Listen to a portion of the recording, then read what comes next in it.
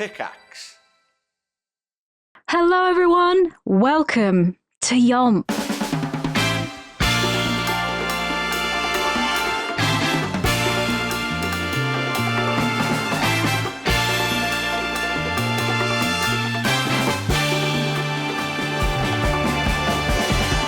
Wow.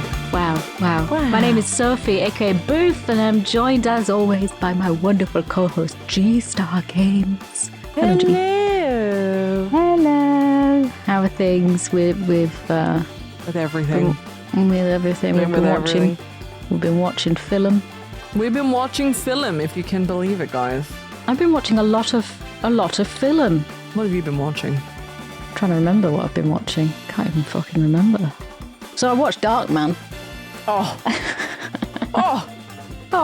Mother. That is so unexpected. That's crazy. I think I've been adding more things to my Letterboxd watch list so I can watch it eventually. I've been watching Carry On films because I know you like those. They're very comforting in a stupid way. And a film called My Demon Lover, which is absolutely fucking terrible. But again, if you like terrible movies, it's terrible in a way that makes no sense. Before we talk about the film that we've told everyone to watch, I'm going to tell you all about this film, My Demon Lover. I can't remember why I like it. But how long ago did you watch this and you can't remember why you like it? Well, right, so I've liked this film for a long time. I've got it on video. But I watch it and I go, oh, that's shit. And then I watch it again a few years later and I'm like, why do I like this film? Like, I have no idea why I like it. The basic premise of this film is there's a girl who she lets everybody walk all over her relationships. Everyone takes advantage of her. She can't really say no. She's a bit of a pushover. She's always got bad relationships. And then this guy starts hassling her for food. He's this homeless man, hassling her like, "Can I eat that?" And it's like some vegan bullshit. And he goes, "That's disgusting!" And then he throws up on her dress, and then he follows her around and starts hassling her constantly. And she's like, "Leave me alone." And he's like, "No." And it turns out that this guy, every time he gets horny, he turns into a literal demon, right? Because a curse was put on him as a kid. Okay. Because he was trying to make out with a girl. And so, oh no, he can't sustain a relationship. But she's like, yeah, just move in. It's fine. We can just be mates, you know? And they start getting a bit cozier, lovey-dovey. With the homeless man? Yeah, the homeless man. And, okay. And because she's a pushover, she's always just giving... And there's some murders going on. So basically, it's like, oh no, there's this killer going around... and her best friend's a psychic, so she could see what one of the victims saw, and it was like, oh, evil demonic hands. Oh no. So you're thinking that this guy who turns into a demon when he's horny and he's going around harassing women and killing them. But then, spoiler alert, it's the other annoying sex pest of a man who's a bit of a nerd. And so the first homeless man saves the day.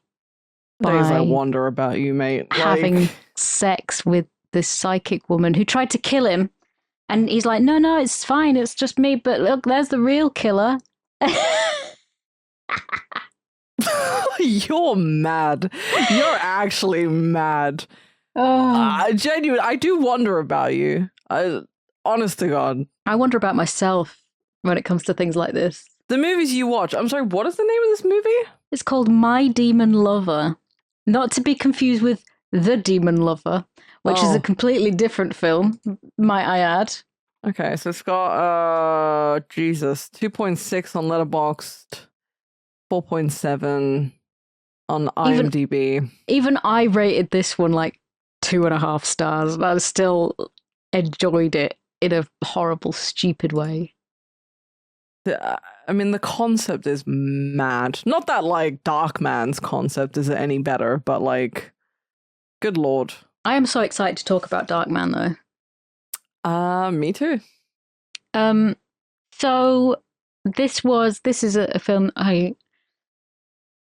I'm gonna say this and The Crow are as close to, like, comic book adaptations that I have gotten, right? Funnily enough, I don't think Darkman is a comic book adaptation, if you can believe it. Oh my god! Because it just feels like it, doesn't it? It does, yeah. I did search, but I mean, it could have just been lying to me because of the stupid top. Lying. The stupid top, like, result, you know, is delirious at the best of times. But I'll double check this just in case. I think so. It's I think it later on became adapted by Marvel after the fact. It was Sam Raimi wanted to adapt something called The Shadow. Mm-hmm. Okay, which was something that came out in the 30s. I've got my hand in front of my face. I'm really sorry. I'm just a terrible podcaster. I'm there with my hand in front of my mouth going,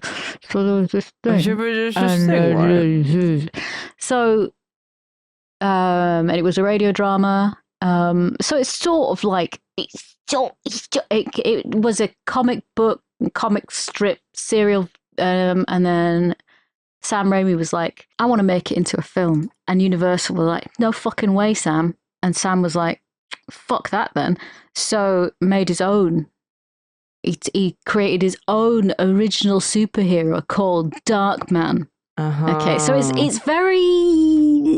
sort of a comic book adaptation in the sense that it was inspired to become. Yeah.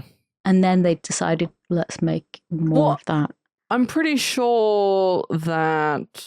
So wait, was Darkman a comic book? So I think later on, after the film, they decided to do it. So Marvel Comics published a 3-issue comic book adaptation in 1990. So the year it was released, funnily enough. Oh yeah, and then in 1993, Marvel published a 6-issue miniseries that served as a sequel to the film. Interesting. Darkman versus Army of Darkness. Isn't that the other one? The Steve Sam Raimi did. Yeah. With Bruce Campbell, not Steve. Bruce Campbell. So this is one of those ones that, because it was released in 1990, and when I was 14, I was really into The Crow, and this is very, very similar in a lot of ways. But I don't know whether that's just a formula. And I'm really intrigued. You mean the way it's filmed and the plot and the okay. Well, yes, it's because you've not seen Spider-Man. You've not seen the Tobey Maguire one, and I haven't seen this film in, like, I can't even tell you how long. Like, to the point where, like, I forgot everything about it. And watching this, there are so many Spider-Man-esque elements to this. This is what I was going to ask you about. Okay, yes. Because I was going to ask, is it similar in vibes enough for me to have an introduction to Spider-Man?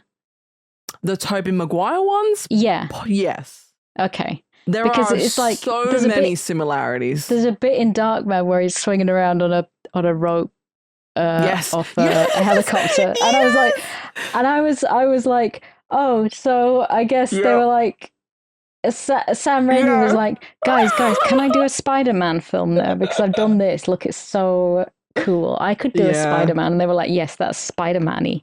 It's like, it's very Spider-Man. Show me one proof, just one single piece of proof that you can do Spider-Man. It's that one scene where Darkman is, like, latched onto, like, the wire, and he just, like, swings around. And he's, like, swinging around with all, like, the big tall buildings. I'm like, this is crazy. This film is crazy. And it's just, oh my God, and the music, because Danny Elfman is the composer. Danny Elfman. Yeah. Oh my God, it's just, So it's like a God, prototype for his Spider-Man. Sophie, I forgot that Sam Raimi was the director. I swear to God, I forgot. 23 minutes into the film, I was like, wait a minute. Wait, fucking Sam Raimi directed this. And then everything started to like fall into place. Everything. The music, the act, because like the action shots are so goofy and so like over the top and stylistic. And I'm like, this feels familiar. This was very familiar. And I can't wait for you to watch the Spider-Man stuff because you'll know exactly what I'm talking about when you watch it. Yeah. So I'm a big fan of Sam Raimi because of Evil Dead in the first place, and then everything that followed from that. Big, cool stuff, and he's so stylistically, he's very distinct, and so I'm glad that he kicked off his career because there's so much that is very, very Sam Raimi. So I guess I need to do it. I guess I need to watch a Spider-Man. You do. I really feel like you do because, like I said, there's a lot of similarities, and we'll get into it because, I just can't believe it. I just had this like moment where I just completely forgot that he was a director. Even though you mentioned it last time, you're like, oh, Sam Raimi. And I was like, yeah. And I genuinely was like, who the fuck directed this? Because I could hear the music that had so many like elements of like Spider-Man, and obviously Danny Elfman's very iconic. Danny Elfman just can't fucking not do that music. He just can't do anything else. Well, a lot of composers in general, very stylistic. You got, what's this fucking Star Wars? Yeah, Jerry Goldsmith and John Williams. Yeah, I think John Williams. Like he's got his own like style, and whenever you hear John Williams music, my God, you can tell. And it's the same with Hans Zimmer. It's the same with Danny Elfman. Like you can tell when you're listening to a specific. Not that it's a bad thing, but. Yeah, I don't know. I've felt some joy because I really like the Spider-Man films, like the Tobey Maguire ones. They're a quintessential part of my childhood.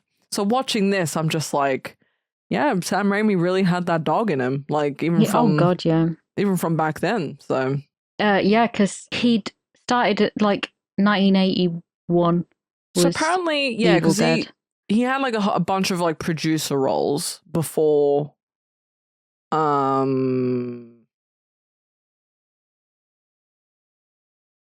only listing his producer stuff, which is really dumb. You have to scroll all the way down. All the way down. Where's his director stuff? Oh, God knows. But 12 years after this, after Darkman, that was when Spider-Man. Yeah, 2002. Have you seen the two sequels that he did as well?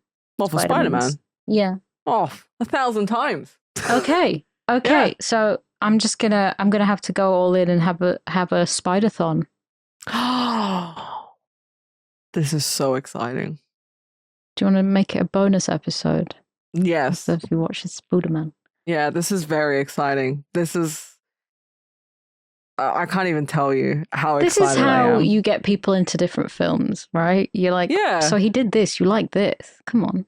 Yeah. Oh, I'm so excited for this now because like I know how you feel about superhero stuff. Yeah. It's really not your thing. I don't do comics. I don't do superheroes. It's not really my vibe, my jam, especially now that it's become like so overdone and massively franchised to death. It's like it feels like, oh God, no, yeah. But if I tear all that back into the basics of things, I mean, I still don't really like comic-y stuff. Right? What is it about like comic book like hero stuff that you think doesn't work for you? I don't know. I think it feels naff, and it's like, I can't understand it for myself. I couldn't explain it. I'm struggling to put it into words of why Yeah, it because feels like that way. I know that you don't like that stuff, but I've always been very curious as to like why. Like, Yeah. what is it about like Marvel? I mean, here's the thing as well. There's a lot of very different Marvel type films, and especially depending on the years as well. So the Sam Raimi stuff, pretty different. Well, actually, a good example would be the Batman movies. So have you seen Right. any of the Batman movies? So like Yes. the you have? Yes, I've seen Okay. one Batman. Okay, which one? Michael Keaton, Okay. and it had Jim Carrey in it. Is it That's because obviously Michael Keaton was Batman, and then you had let me Google Batman movies. the Adam West stuff is like the really old I mean, stuff. Adam West is fucking chill. Batman Forever, 1995 So one. 1995 Batman Forever. Batman Forever. I'm trying to think of who the director was for that. Was it Schumacher? It was, yeah. It was Schumacher. Schumacher. Joel Schumacher, yeah. So that's Val Kilmer, sorry. Oh yeah. Michael Keaton is the one before Batman Returns, and that's Tim Burton. And again, I'm okay with Tim Burton. Yeah, so for me, I'm understanding that when it comes to these types of films, if they're superhero ones, they need to be a bit camp and a bit right for you. I mean. Yeah, for you. Like they have to have, because Batman, like the one with Jim Carrey and like the one with like Arnold Schwarzenegger, like they're so weird. They're so proppy and set like, and like it feels like they are in it's like very labyrinth in a way. Like you can tell they're on like a set, but not in a bad way. Yeah. And I think what you probably struggle with more of the newer ones is I don't think you like heavy CGI. No, and absolutely. Like, because I will agree with you that like, yeah, some of them can feel very like just soulless in a way. Yeah, that's it. I think I've seen the first Batman with Michael Keaton and so that would have the Tim Burton Batman. Oh yeah, George Clooney as well. Yeah, I think I must have seen that. I just can't remember. And then I haven't seen Batman Returns. I've seen Batman Forever. And then I think that's it. It's crazy because there's so many different Batmans, right? You've got George Clooney, you got Val Kilmer, you got Michael Keaton, Christian Bale, which is, you know, the Nolan ones. The Nolan. So yeah, so I'm gathering that when it's around these years, so maybe like 80s, 90s, more specifically 90s and maybe like early 2000s, I think you don't really have a big problem with them because of the way those types of films would have been filmed. Yes. And the not heavy reliance on like a lot of CGI stuff. Exactly. I do have some problems with the 90s in general. Just in general. But just in general, 90s films were where things started going a bit off the rails for me in a stylistic way. Like this, even Darkman suffered from being very 90s, and I don't know what it. No one can explain. Green screen stuff, you mean? Yeah, but I'm fine with the green screen stuff. Okay. It's just like it feels 90s, doesn't it? I don't have a problem with that because I love that. So I'm very curious what you mean by it feels very 90s. I've asked people, like a lot of people that share my taste in film. I go, oh, it's very 90s, and they're like, yeah, it's super 90s. and it's like you can't explain what it is. It feels a lot colder, and I don't know what it is. It just feels, even though it's not. The way I would describe the early 2000s would be colder. Yes. Oh god, the early 2000s is. 90s still feels a bit like warm-ish. Like if we were to compare it with like color schemes here, Yeah, right? it's metallic. Well, the 2000s is metallic because of the Y2K. You know, everything was like everything silver. Turned into the Matrix. Yeah, and that was the real sort of like turning point. But then you had the Frutiger. Well, I can never remember how to pronounce this. It's either Frutiger or Frutiger era. Yeah, you know, which was a sub class of, you know, the 2000s, whatever, like one of the styles. The aesthetics. Yeah, the aesthetics. But yeah, I do. The 90s, I can see what you mean a little bit about it being a bit less, like being a bit more cold, because it's going towards that early 2000s, you know, way of like how films were made and like the filters that they would use, you know. And it's the same with video games, right? Like early 2000s video games had filters on them, you know. They were either a piss filter, a green filter, you know, or like a washed out looking filter. Earlier games, very colorful, right? Yes. So yeah, I see what you mean. It's hard to explain, but it's a vibe. It's a vibe. It's just a vibe, yeah. Well, for you, yeah, because it's like you can't put your finger on it exactly, but you know, you feel. I wonder if it's tied to synesthesia. It could be. Like that. I get weird vibes and connect things in stupid ways, but with comic book adaptations and like superhero films, I don't really connect with that as a thing. So not even like if we were to talk about any of the 90s or early 2000s. I mean, we're only going off of Darkman, The Crow, and like some of the Batman ones, but yeah, but those like ones... I've never looked at a superhero film and go, damn, that looks good.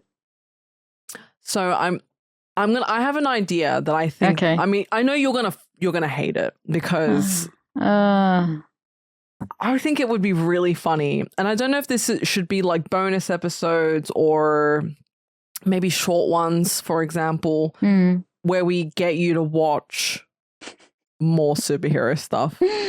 And obviously you can rinse them to death. Like I don't care. But I feel like this is it. It feels like fucking torture to be told to be asked to do that. And I don't know why. But I find it's just not my style. And I guess it's because growing up it never was part of my upbringing. Yeah. And I was very much a fantasy girly. Like Labyrinth and whatever. Whimsy. Like that. Yeah. So they're whimsical. Whimsy. I love me whimsy. Well, we'll start you off with something easy, okay? Something that... Spiderman is fine, okay? That will feel familiar to you. Because obviously not just like, same director, but... Are we doing exposure therapy on superhero films? I don't expect you to change your opinion. I kind of want you to rinse them to death. Like I actually want to know your divisive opinion on these films, because I talk to a lot of people that usually are like, oh, these films are great and they're this and they're that and they vibe with them and like nostalgia and blah, blah, blah. It'd be interesting to talk to someone who really just does not vibe with the CGI or the plot or whatever their choices are for the film. It'd be really fascinating to me. Okay. Very good. We'll have to. It's you know what this is? It's like you remember the TV show with Carl Pilkington where they send him abroad? Yes. Yeah. It's like exposing someone like that to places like, you know, places he would never have gone, and like seeing someone like his opinion on those places. It's fascinating to me. There we go. We're gonna have to. She's our resident Carl Pilkington. I am. I'm an idiot abroad, but I'll stay put.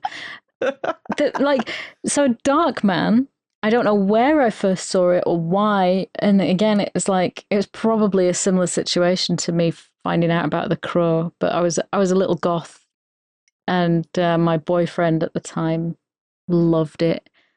He really loved The Matrix as well. I'd never gelled with The Matrix. All boys, though, I feel like. Yeah. And then I don't know. I appreciated the special effects of it, but I don't know whether it's a great film. I think a lot of the The Matrix? No, the Darkman. Oh, Darkman. Sorry, I was like, oh. I don't think it's a great film. I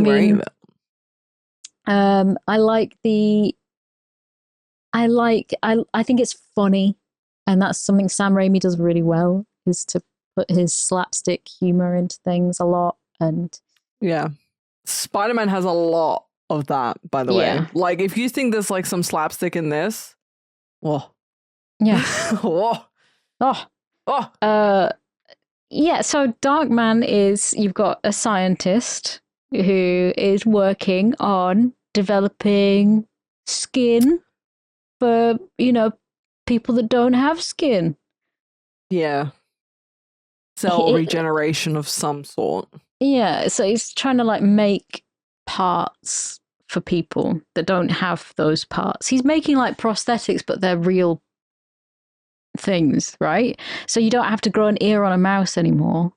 You can just ask Liam Neeson to grow you a nose. Yeah. Or some hands. It's not just like 3D printing, because that would be too simple, right? No, Yeah. we need real living cells. Yeah. Injection molding of living cells.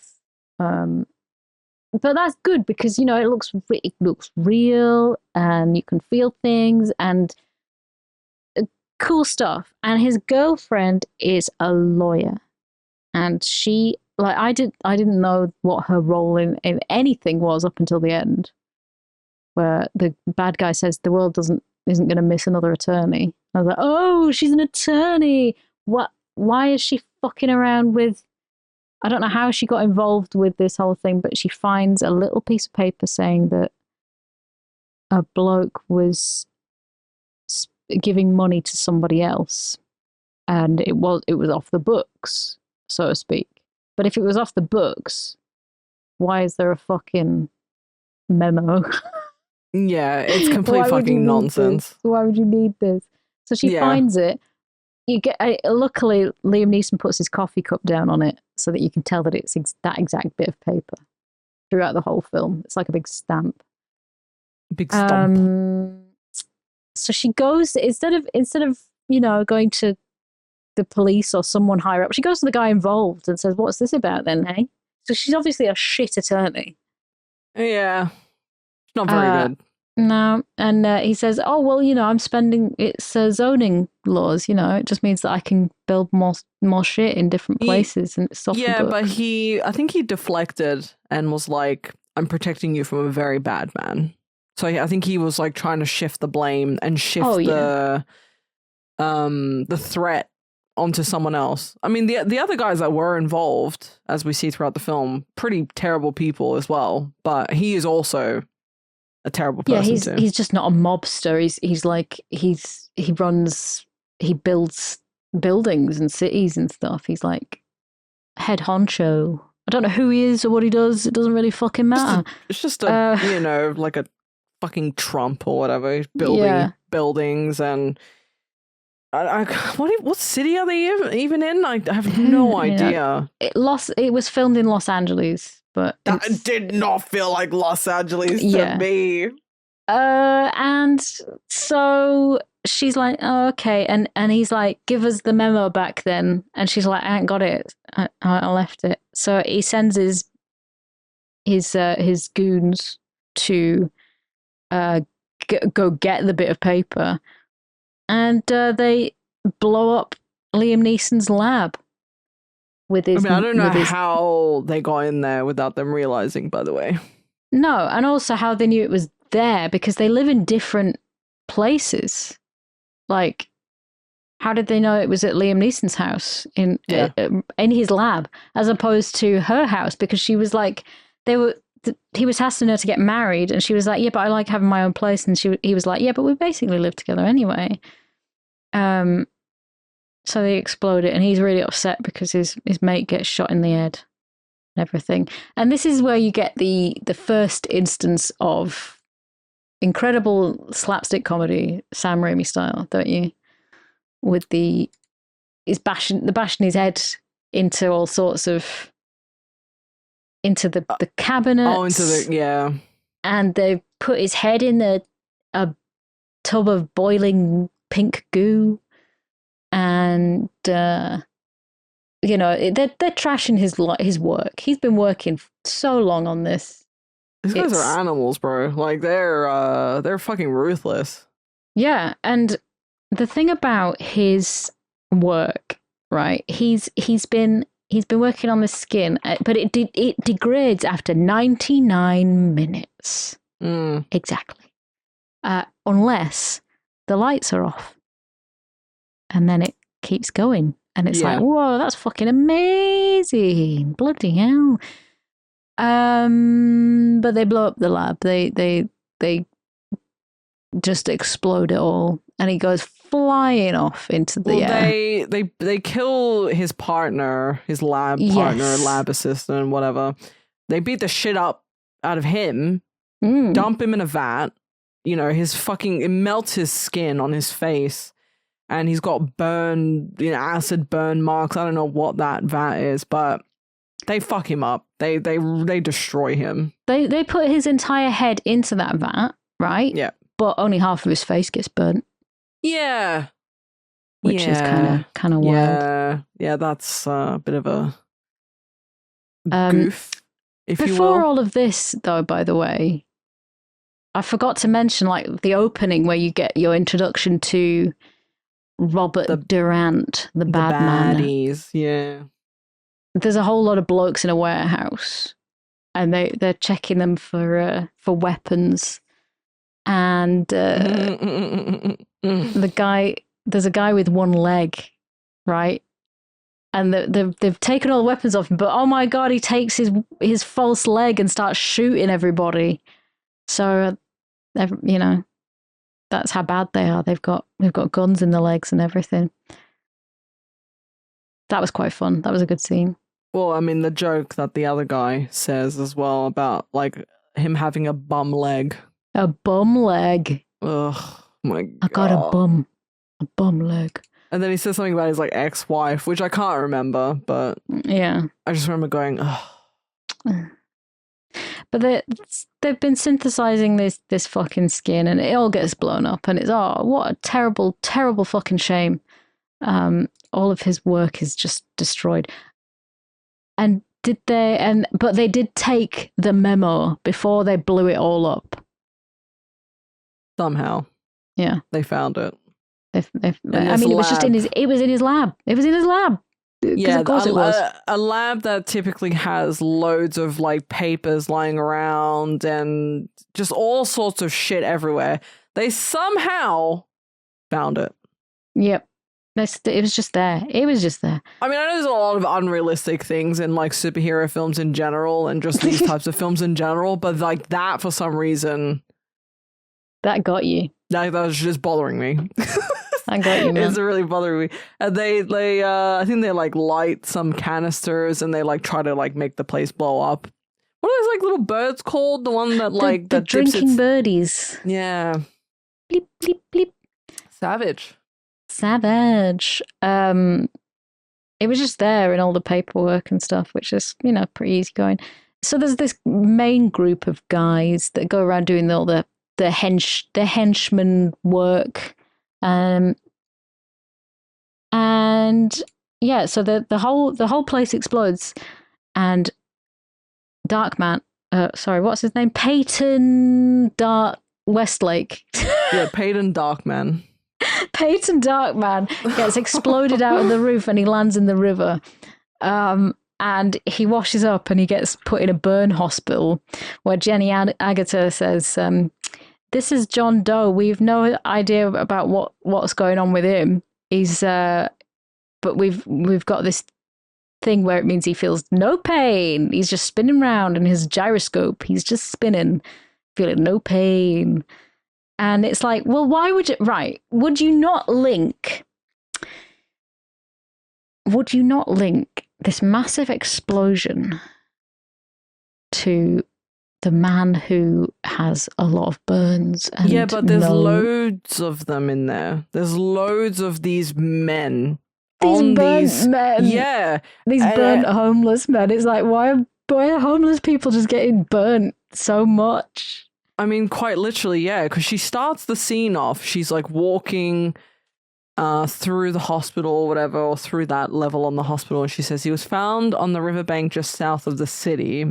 She says there's like loads of homeless people there. And then she says they get at least 3 no names like him every week.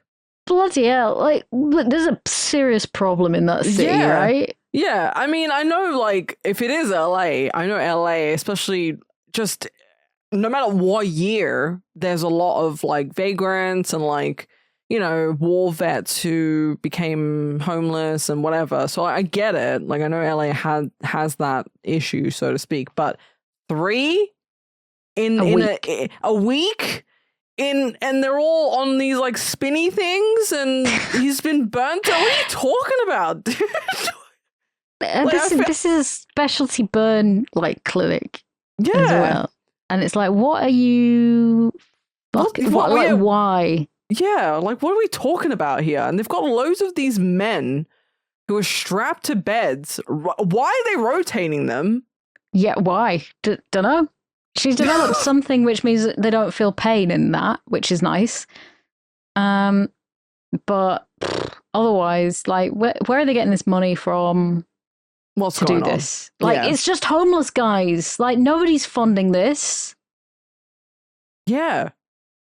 Literally. Like, there's just, there's no explanation about the hospital. Is it like some underground scientific thing?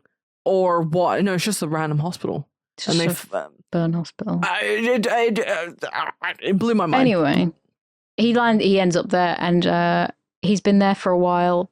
But he wakes up and he's flooded with all these memories of what happened, and he escapes the hospital. And it's raining so much, but luckily he finds a trench coat in a skip in a dumpster, and it just so happens that his girlfriend is walking past at that moment, and she doesn't like him because he's dressed as the mummy. Yeah. Scary. Yeah, he's like wrapped in bandages. His eyes are exposed, but everything else is like covered up. And then he's got the craziest looking trench coat ever, right? It's so like brilliant. Flowy and weird. And there's so much rain. There is an impossible amount of rain, and there's water just everywhere. There's like he's constantly, everybody's wading through an inch or 2 of water every time. And the scene where he's in the fucking the box. Yeah. In the box. Yeah. He goes to sleep in a box. But not like in a box. Not in a box. He puts this cardboard box slightly over the top of him, and it blows off him. Like he's Snake from Metal Gear, and he's just like got a box on him. And then it like, not only is it like raining really hard in this alleyway, there's like a pipe next to him that's like gushing water, right? Yes. So it's raining really hard. The pipe is gushing water. There's a drain next to him that's swirling around. Why are you there? Why would you choose to put... Jesus Christ. Like, people who genuinely have to sleep on the streets they don't think, I'm going to go sleep in a river. It's like under a box in a river. And they would choose somewhere slightly more sheltered, surely. Like, get in the dumpster. I know it's not great, but surely it's better than being wet. I'm sorry, like, when he was like the shot of the hallway, and then the stupid box blew off of him to reveal that he was like hilarious. Mate, it was so fucking pathetic. So it really is. and he's sad himself, so that he goes and he finally decides to, go inside, and he goes to his old lab, and he realizes that he's gross because he finds a bit of mirror, and he cuts his bandages off with a broken bottle, and but the broken bottle is sugar glass, so that is breaking more than the bandages. Yeah, and then it like slowly pans down, but it's like you should have panned down a bit quicker, so we didn't see the glass like, crumbling. Wait, so where he moves to? Yeah, he moves to, right? So he goes from one decrepit, derelict shithole, yes, to another one. Yes. Like, why? So he doesn't run into his ex-girlfriend in the building? This one's got a cat in it. Oh, okay, yeah, that's fine then. But like, all of his research stuff is still pretty much intact, I guess, because he just sets it back up and he's like MacGyvering things together. Like he's got using like plastic bottles, and it's a load of shit. Oh, I wrote in my notes, men will look at a place like this and call it home. To be fair, it's very spacious. It's got a skylight. It's that makes all the it's got plenty of light. You've got sulfuric acid on tap, and there's a cat. And I like the way he touches the cat. He goes, "Hello, friend," and the cat goes, "No, fuck you," and hits him. And I'm like, "Yeah, best friend." That's friend. My best buddy. That's my best friend. He's like, because he says like home or something, and literally because there's a grey cat there, and he goes, "Yeah, I live here. This is great shit. Got a grey cat. Live in a shithole. Setting fire to things." He literally does say home. Like he nods and he goes home. Home. This is great. Like, so something. I mean, I think we do. He does say something to the effect of like he's not the same person that he was, like even after inside, because he can do all he wants. He can do all he fucking wants to. Yeah, he's changed because it like enrages him as well. Yeah, like when he's not the same person. Like not even just physically. Yeah, is what you're saying. He's like mentally. He says, and he alludes to it when he's talking to Dooley. He's like, I there's this rage, and could you still like me, and blah blah blah. Yeah, it's amazing how he saved so much electronic stuff from his otherwise exploded lab, but all of the stuff that he needed got out safe and sound. Whereas all he needed was a trolley cart and a dream, and a bunch of his computers. Our fucking audio just doesn't work if you plug something in slightly wrong. You've got to plug your USBs in the right way now. Yeah, is that an issue with new tech or is old you know what I mean? Like you do anything to old tech, right? I've dropped my Amiga 1200 like loads of times and it still works. Yeah. I've the amount of stuff, it's like, you've just got this cartridge and blah blah blah, but this stuff has holograms, so it's slightly a little bit more technical. It does just feel like 3D printing though, in essence, right? That's what it feels like to me. It is. It's 3D printing, but with goo. Well, because there's a character in the Spider-Man universe. And I can't remember what his name is. Oh, he's Dr. Curtis Connors.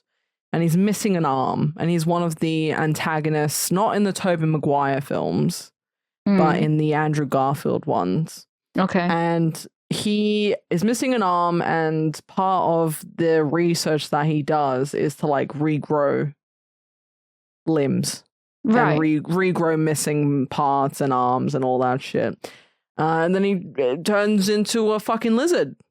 Okay. Lizards do that. Well, I assume because they were using the DNA of lizards or whatever to do the research. So when the experiment went wrong, or when he injected himself because he wanted to like see if it was going to work or whatever, he just turns into a big fucking lizard. Yeah, of course. This is what this reminds me of. But obviously, Darkman had this inflicted upon him. Yes. You know, and the science behind it is so fucking bizarre. I don't understand it, Sophie. I don't understand the science behind it, because not only does his whole body change. Yeah. Like the face I can understand because he wears a mask or whatever, yes. right? But the body, like his what? And what then do you mean the shape? Well, like he was the bald guy, and he had the same shape as the bald guy. Well, I mean, I think he could have padded himself out a little bit, you know, stuffed some. But that brings me to another query here. He's managing to do. He's managed to find a nice shirt and slacks. Yeah. He's got a lovely new shirt. He's got some glasses. A lovely burgundy shirt, nice and clean, nice and ironed. Some trousers, a belt. Where's he getting this shit from? Where's he found that? Your question is valid, but I'm also still very that's why the science behind all of it is very confusing to me, because, okay, fine, a mask. He can fucking 3D print or like cell print a mask to look like another person that he wants to look like. But then again, he has like a clone. He's like a replica.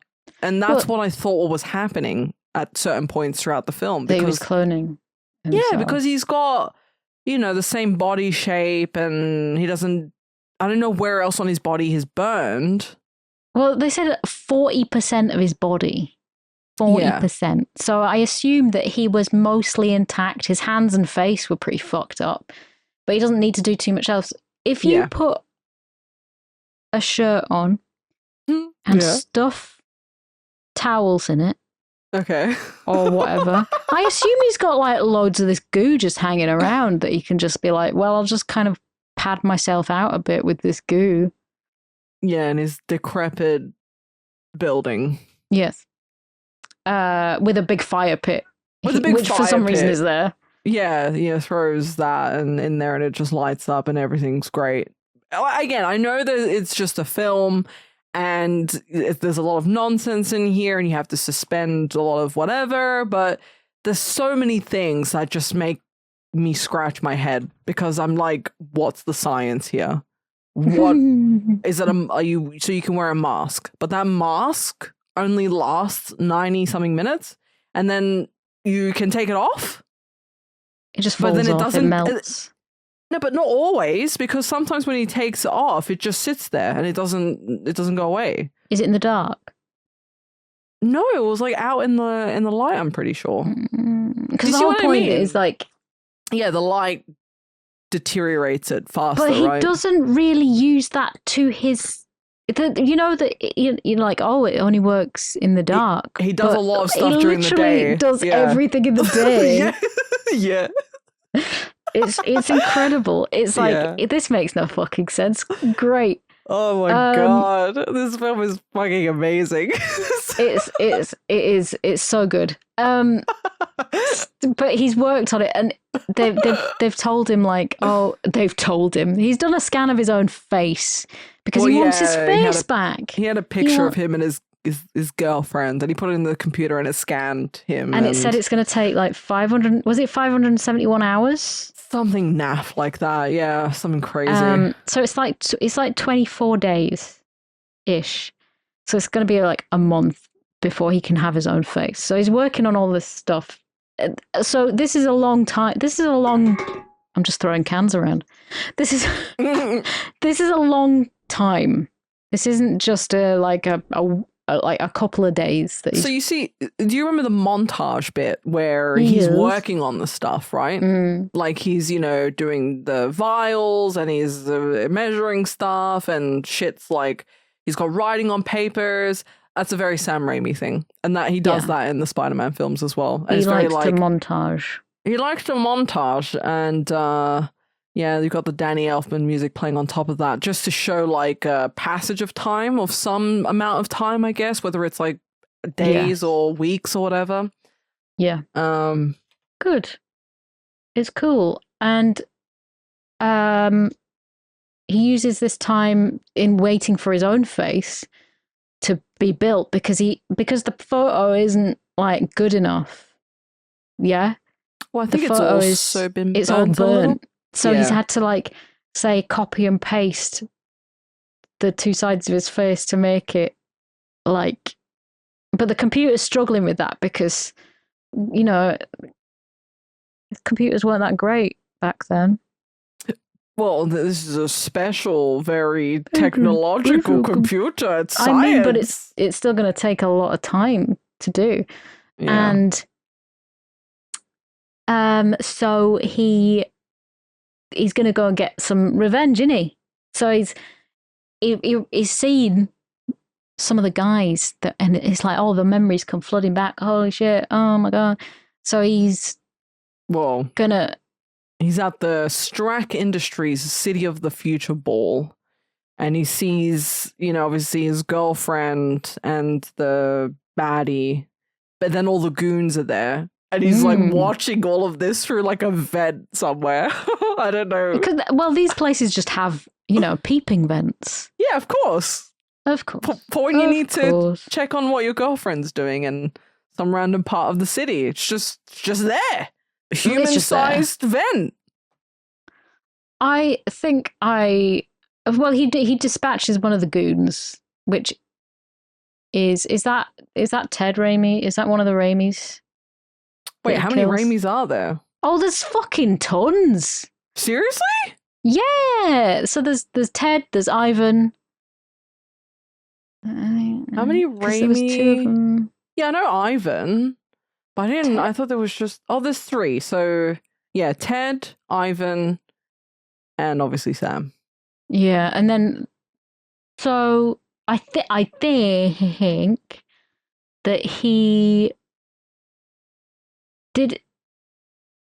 Well, you think he was one of the goons? Yeah, I think he's one of them. But I mean, I could be wrong. I am face blind.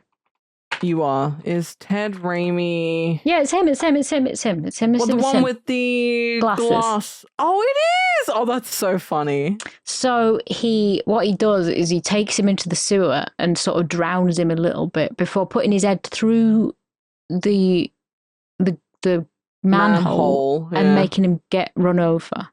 Which is nice, at that. But like, and then I guess they just leave him in the sewer. It's easy, it's quick, it's and that reminded me of the fact that Darkman is walking around with bandages in his face in some of the rainiest weather ever. Oh, must have swamp ass all the time. But also, like, he's probably struggling to breathe. It's like being waterboarded constantly. He doesn't feel pain, right? So yeah, but I don't know. You can feel suffocation. I suppose, yeah. I do like his like design in a weird way. Like it's pretty. Yeah. I like the bandages, and I like his little like skeleton bottom, like his teeth. His teeth. Yeah, it's fucking brilliant, isn't it? I love it. He's got these little teeth stuck on the sort of to make it look like he hasn't got any lips. Yeah. And and to accentuate that, every time he says something or laughs, he moves his jaw up and down. Goes, yeah, I was literally about to say there's like one. Good? Oh, I fucking loved it so much. I can't remember what part of the film it was, but it's exactly what you said. He makes a joke or he says something, and then he laughs, and then he goes. Yeah. And like the bottom half of his mouth, it's like those little chattering teeth. It's so funny. I fucking love Liam Neeson. He's such a goofball. He's such a goofball. If you've not seen, at some point, if you watch the Naked Gun movie with him in it, I need to see that. He's so fucking funny in it. He's just so laid back about his acting, his career and stuff. Like. It means that he can adapt really well to whatever he's doing. He's really good at it, and he emulates Leslie Nielsen. Leslie Nielsen. He emulates that kind of like humor, I think, pretty well, and he does it pretty well, I think. So, because he's meant to be his son, I think. Yeah. In this reboot, so yeah, I think he's brilliant. He's great. So in the meantime of this, like he's going to try and dispatch the other fellas in very clever ways. I do like it because in this one, he becomes the fat bald guy. He synthesizes. He's gone around taking pictures of the whole team so that he can synthesize parts of them, which is quite clever. And seeing what they're doing and how they behave and how they talk and react. And yeah, I think you're right about the padding, because it's like you said about him taking pictures of his hand. So he takes a picture of his hand, he takes a whole bunch of pictures of them, and then he like 3D prints this hand, I guess, because the whole thing about that is they exchange money and he needs to be able to grab the briefcase from the goon. Yes. Yeah. So he's basically gone in and done this exchange of money on his behalf to set this guy up to look like a fucking like he's pulling a fast one, like he's nicked the money and he's going to run off to Rio with Rick, which is the guy that was already killed. So they were like, where is he? We can't get a hold of him. Oh shit, what are we going to do? And fantastically, so they show up and he's like, I was asleep. I must have slept in. I fucking didn't do nothing. Yeah, because he like knocks him out with like chloroform. So he's out for hours and he's like, I don't know how I'm dressed. I'm sorry, boss. I overslept. And he's in a like a fucking blue like tuxedo suit. Yeah. And he says, He does have a nice flight and chucks him out the window. Fantastic stunt. Lands on a car. And in the background, the Peyton is still as this man is. You know, he's still got his face. And this woman freaks out because, oh my God, that's him. But he just fell. All bald men look the same. Well, this guy, he is quite distinct. He's basically Bruce Willis, but like Sophie. You couldn't tell it was him. Like, I get what I don't know what people are supposed to look like. True. I'm preaching to the wrong choir here, but come on. He was splattered on a car upside down, and you know. Like, not to be that guy, but like sometimes bald guys can sort of like blend together a little bit. So for her to like pick him out and like look behind her and be like, oh, he had the tattoo. Right, all right, okay. Okay. It was a bit of a stretch, but like again, that's not the least of this film's like crimes, so to speak. Yeah. It's fine. Fair dues. How is he getting all these nice clean clothes, but he can't clean his bandages very well? That's a good point. Do you like the bit where he's wearing a funnel as a hat? Oh, mate. Like, one of my favorite parts of the film. It is my favorite part of the film. He's like dancing. He's going fucking ballistic and he's talking to the cat. And the cat, like, I'm sure he's used to it because, like, well, actually, no, today probably cats are more used to it because I talk to my cats like I'm fucking insane. Oh, I talk to them all the fucking time, and like, I mean, I have to.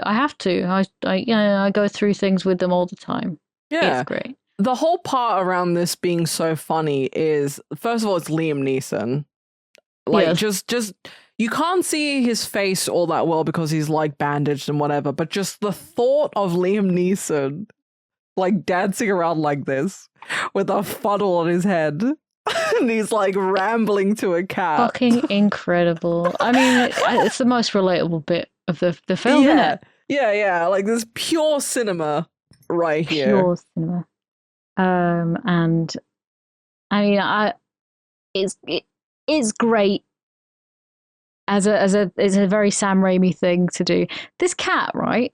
That's a British short hair. That's a fancy fucking cat, by the way. Oh, okay. He's a fancy boy. All the way to California. I don't know whether he's a Russian blue or a British short hair. He's one of the two. Very fancy bloody cat. Yeah.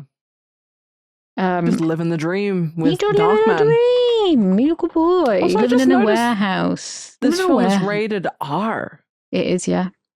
Is it that violent? I'm like, not. I mean, I guess maybe I'm desensitized at this point because there's a lot of things in the film where I'm like, well, I'm hiccuping. oh, she got the hiccups. I got Gonna the give her hiccups. give her a fright. Yeah. It's. I think it is quite gory in parts of it. It's quite violent. I guess he's very gory to look at as well because he's very like when his bandages are falling off and shit. He looks fucked up. What do you think of like his prosthetics and whatnot? Anyway, fucking cool. Yeah. I like the bit where he's typing on the computer keyboard, and one of his hands is really burnt, and that's stop frame animation, and I love that. Is it? Yes, yeah, it's so good. They took the time to animate his right hand as a skeleton. They could have just put a glove on him, you know? Yeah. Jesus, I didn't even clock onto that because I just thought it was like amazing. All prosthetics and stuff. Yeah, but it's wow, genuinely, like, I found that really, really cool. Yeah, because there is a lot of I mean, you know what? Even later on with the masks and stuff, you know how some of them, it's not just the actor, but it's him impersonating the person that he's like, printed the mask of, right? Yeah.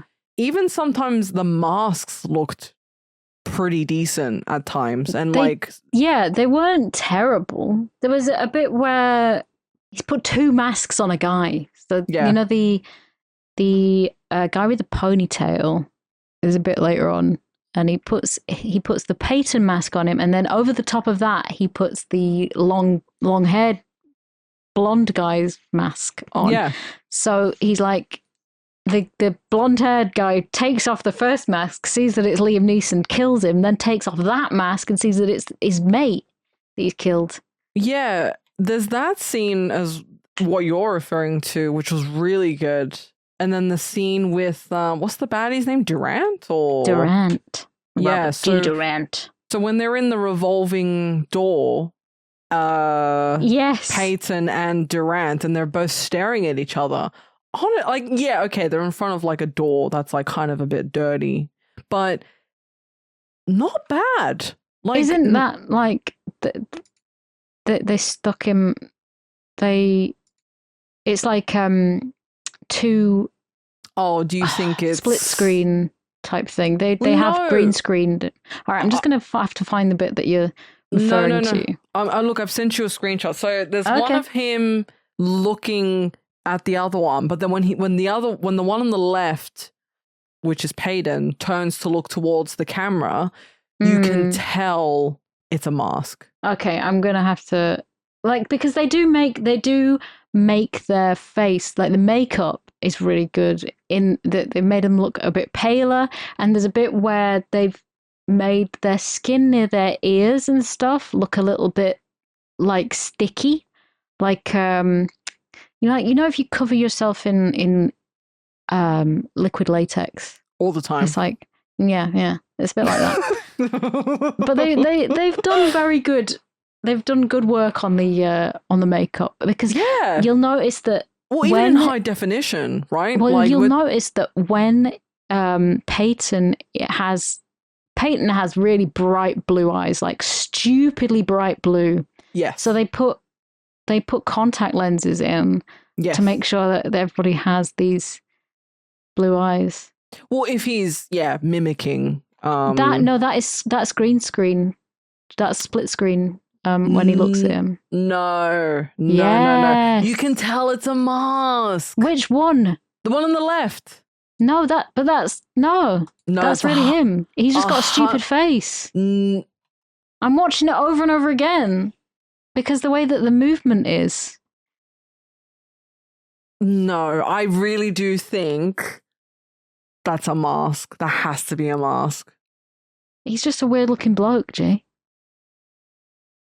Just weird. I don't know. Well, I'm looking at it right now. Like they've made their faces look a bit like the makeup is slightly different, but that's Do you not. think so?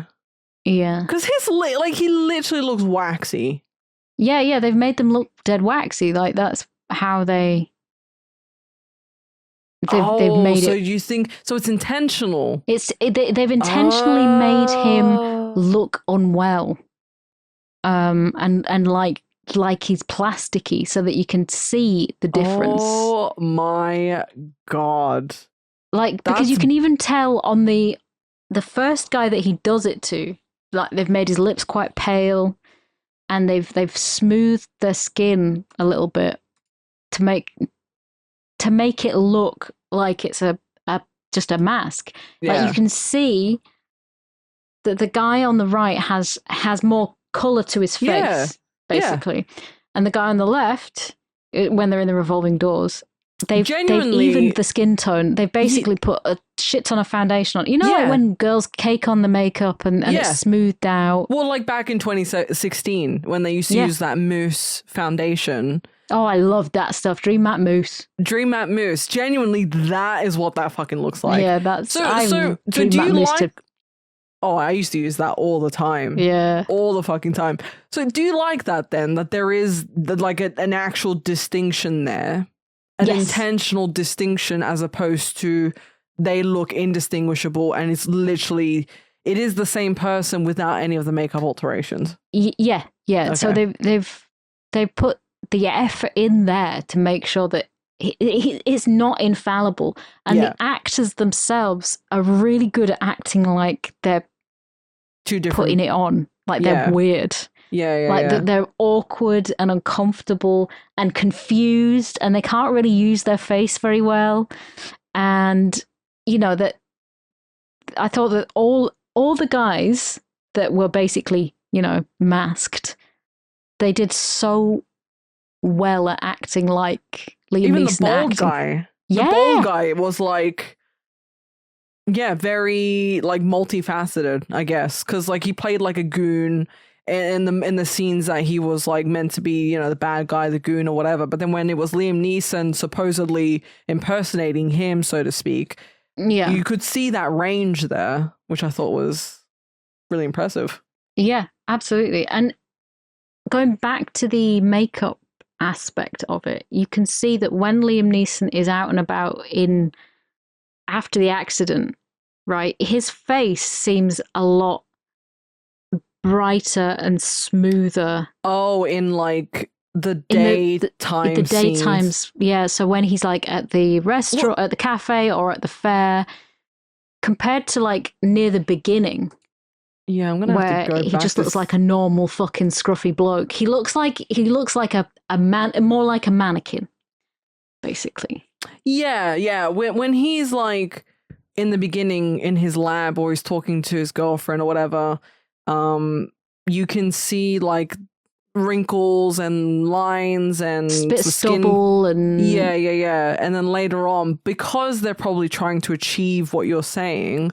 Mm-hmm. The scenes where he's out in the daylight feels like very dreamy, like idealistic. They've got a soft focus lens on some of it as well. Like the fair, they definitely have. Like, or when he finds her at the grave site. Yes, and he definitely that one. They've done it in a very clever way. Like this is just like it's an idealistic life that he's leading. You know, it's all he's trying to make it all perfect, and it's beautiful, and there's loads of colors, and everyone's having a great time.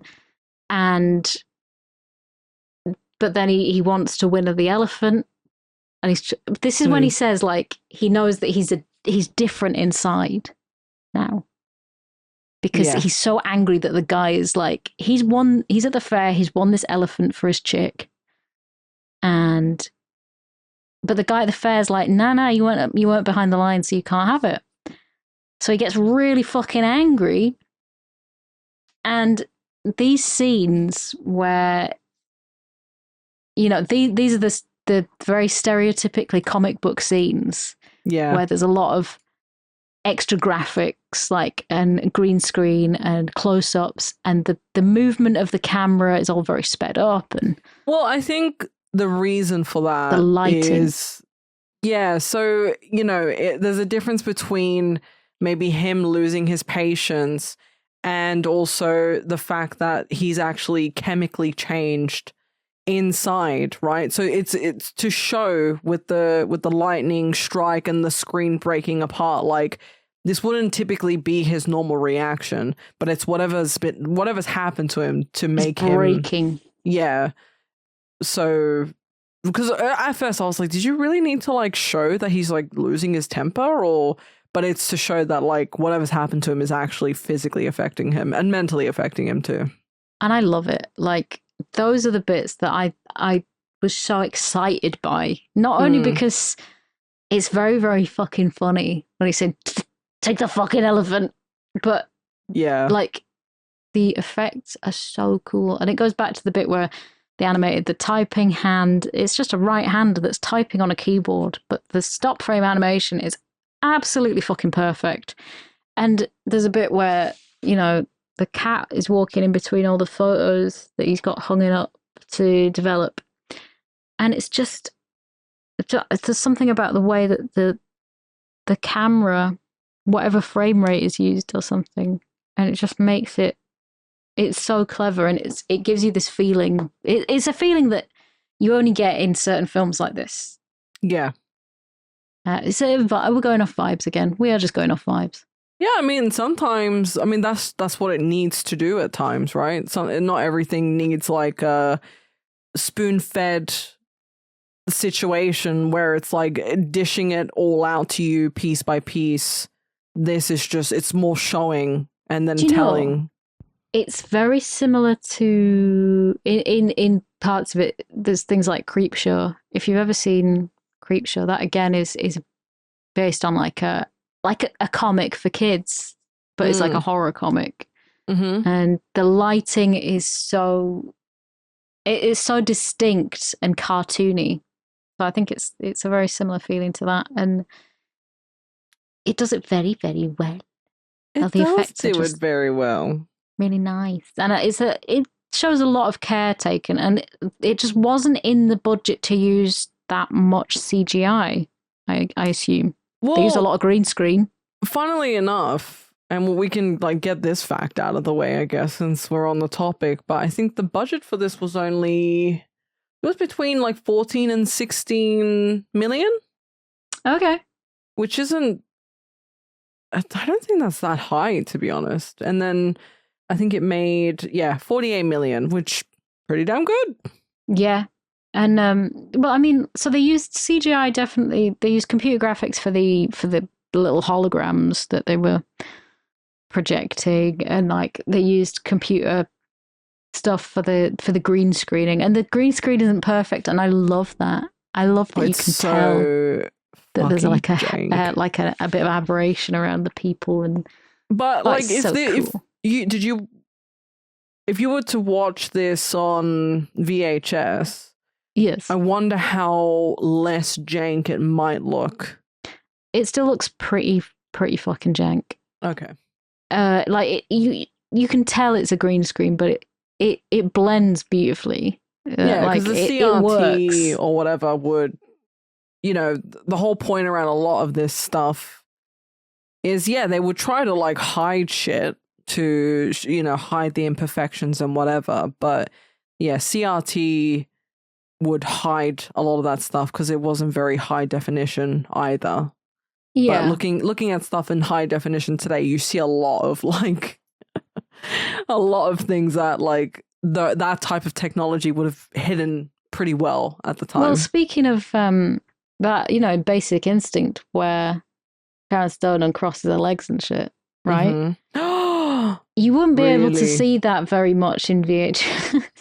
Well, there's also quality. It's the CRT thing, and also the aspect ratio, right? Whenever a film gets put on to DVD or Blu-ray or whatever, they kind of like the aspect, like with TV shows. There's a lot of TV shows from like the 2000s when they put it on Blu-ray or DVD or whatever, the aspect ratio gets bigger, and then you end up seeing cameramen Yes. and like microphone arms and all that shit because it wasn't designed or filmed with that in mind. Yeah, that's kind of cool though in a way.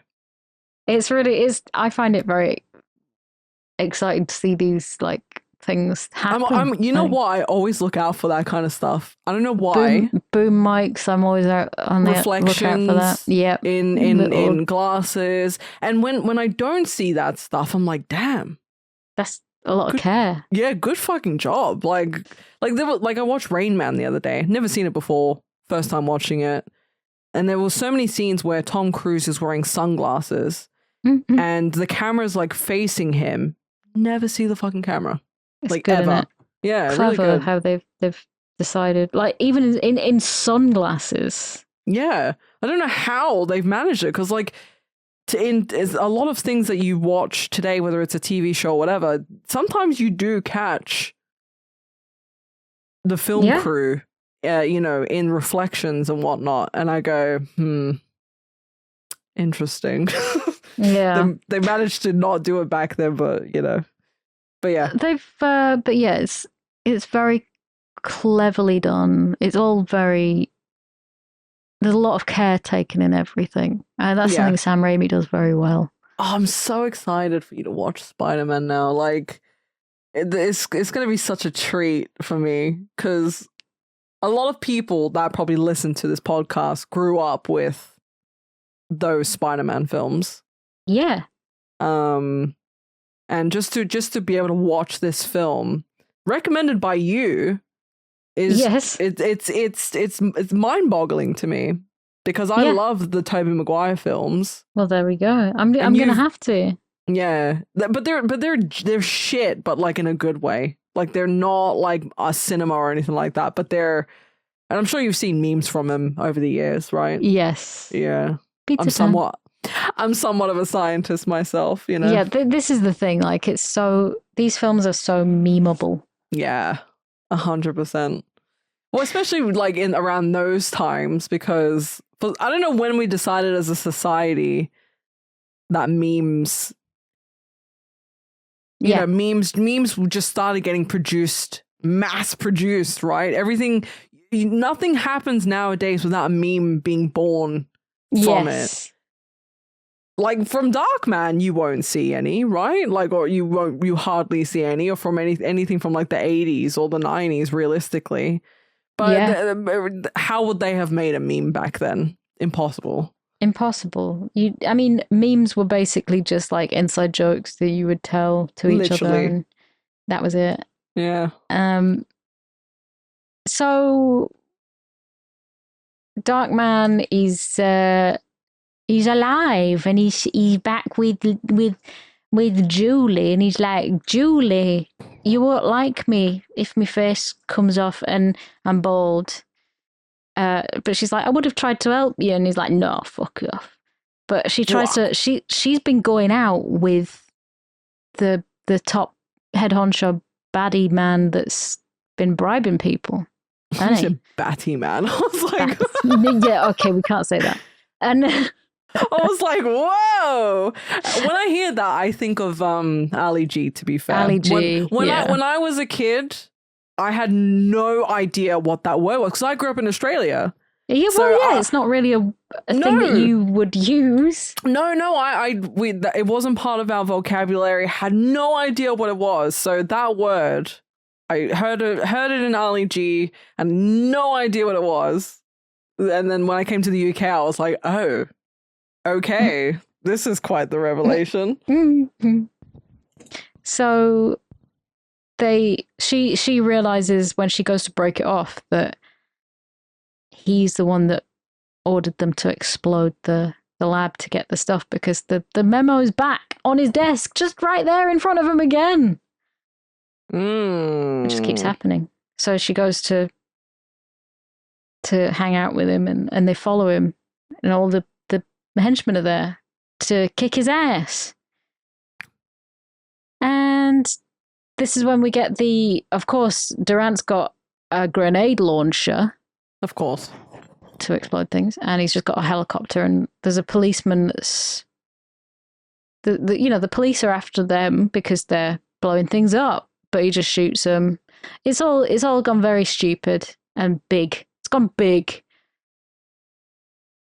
And they're exploding his lab, but he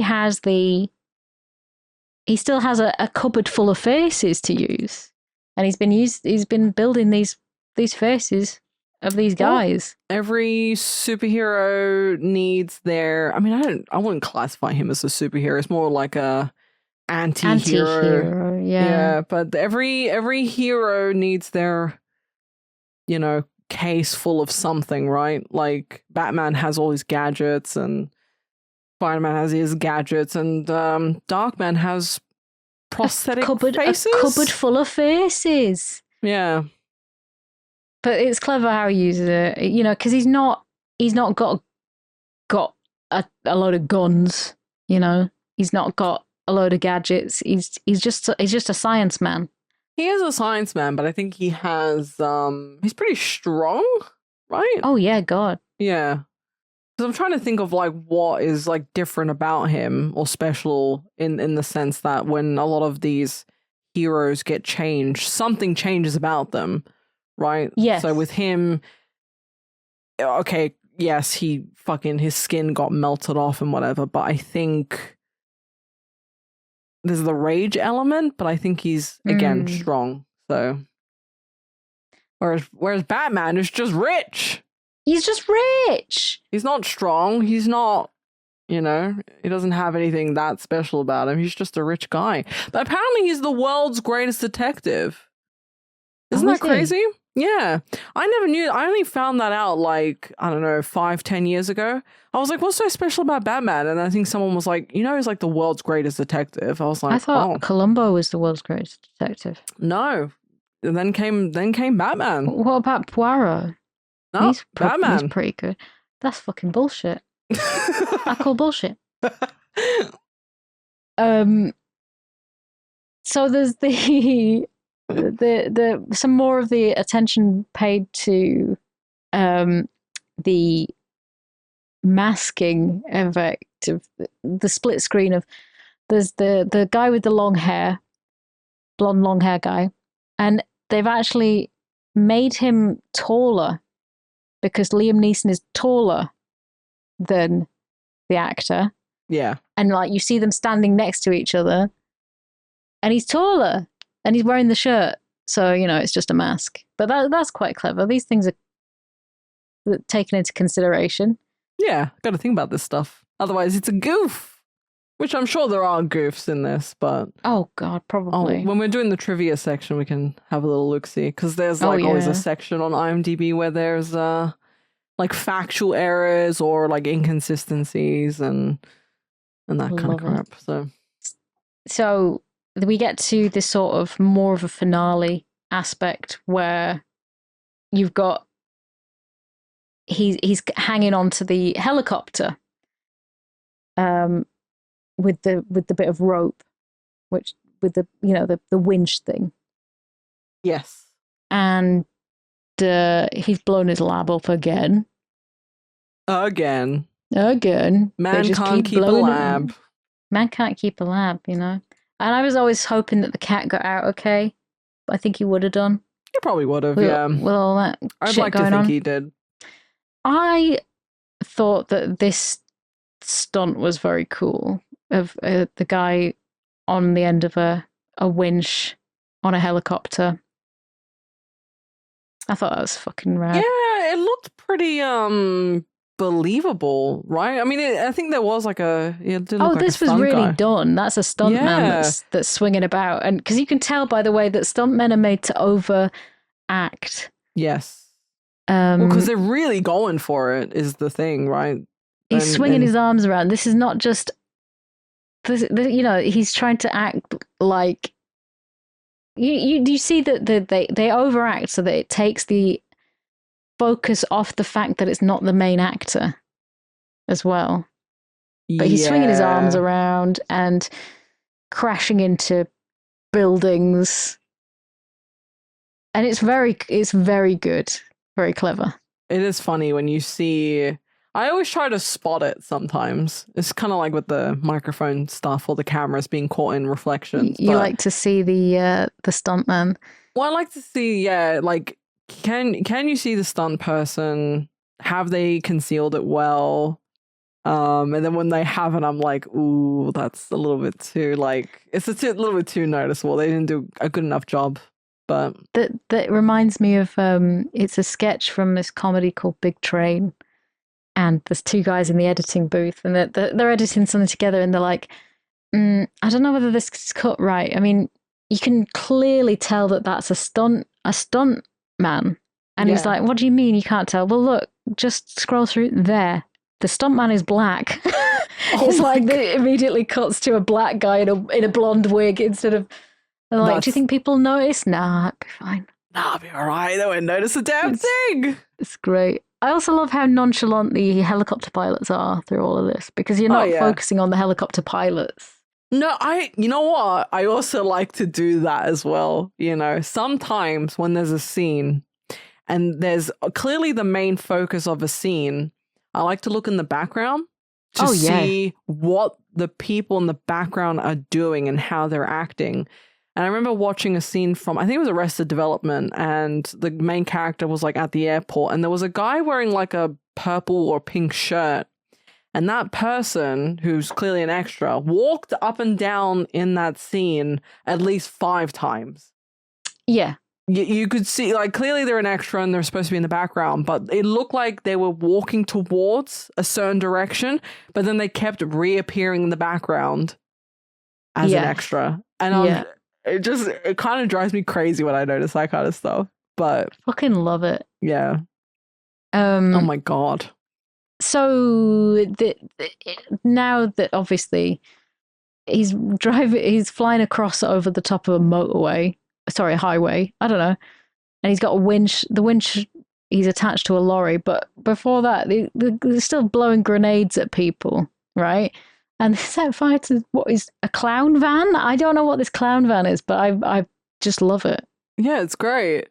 It's just a little clown van. A little clown van that's exploded. He attaches the winch to a lorry. The lorry goes through a tunnel that drags the helicopter into the tunnel.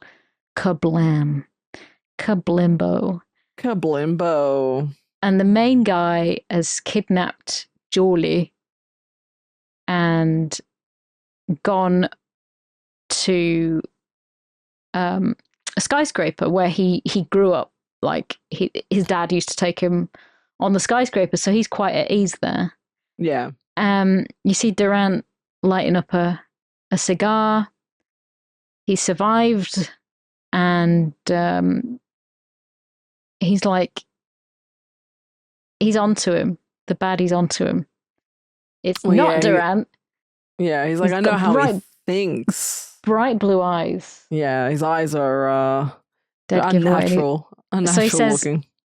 He says something about his kids, and Durant says, at least my kids look up to me. And he's like, Robert, you don't have kids. And that's how you know that he's like...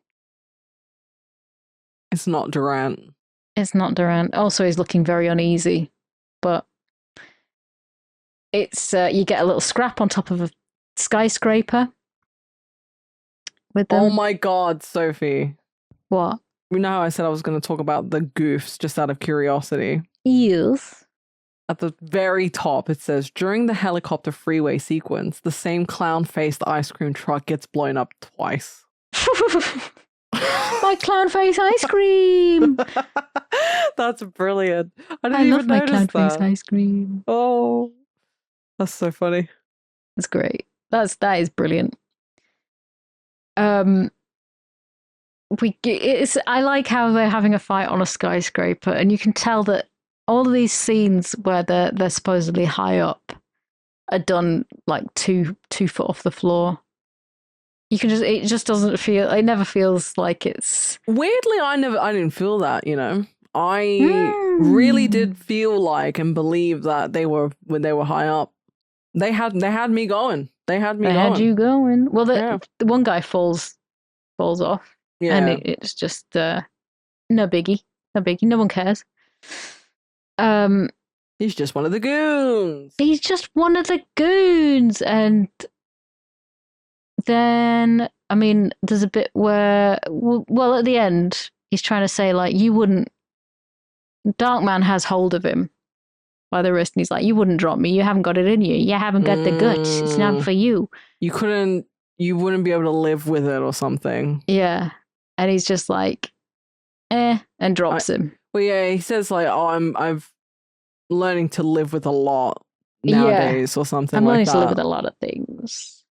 Also, the fucking, like, bad guy's dialogue about, you know, you do things based off revenge. I build stuff, and it's like, what are you talking about? What are you fucking ranting about? Yeah. Genuinely. I mean, he's just saying things, you know. He's just, none of it makes sense. He's just fucking evil rich guy talking shit. Yep. And she's hanging off the there's like some rebar sticking out of the skyscraper, and she's got her handcuffs caught because obviously she's been restrained.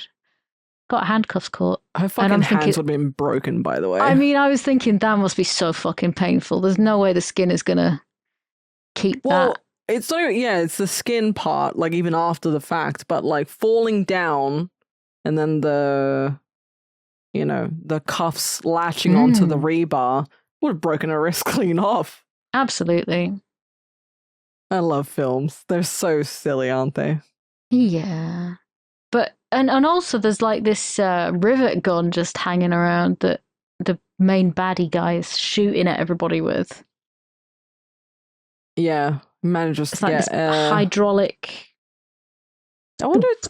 Yeah, it's like a pretty big, like, it looks like a gun, but it's a rivet gun. It's like to you know, when you're putting for steel, for the scaffolding and stuff. Yeah, crazy. I wonder how many. I mean, it's taking one man to use it, but in realistic, like, construction, look at the size of that fucking thing. Yeah, it's crazy. There's no way a businessman is going to be able to lift that shit. But he's a special businessman. He's a special boy.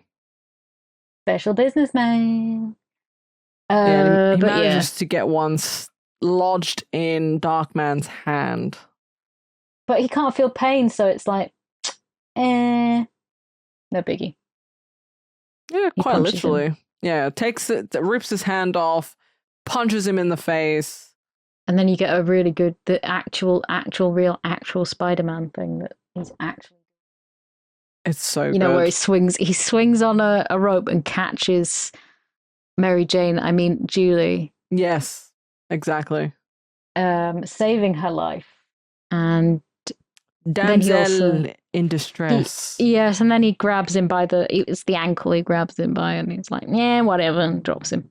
So that's all of the baddies dispatched and done with, and he's like, you can't look at me, can you, or something, because I'm ugly. You don't like me if I'm ugly. And he's like, I've changed. There's got to be sequels. There's got to be some sequels, Julie. The thing that fucks me off in this scene is suddenly it's daytime. I don't know if you noticed that. I did not notice that, no. So when obviously there's this whole debacle going on with him and the big bad guy, kills the bad guy. He's running away and he's like, no, I'm changed. I can't be, I'm not the same man.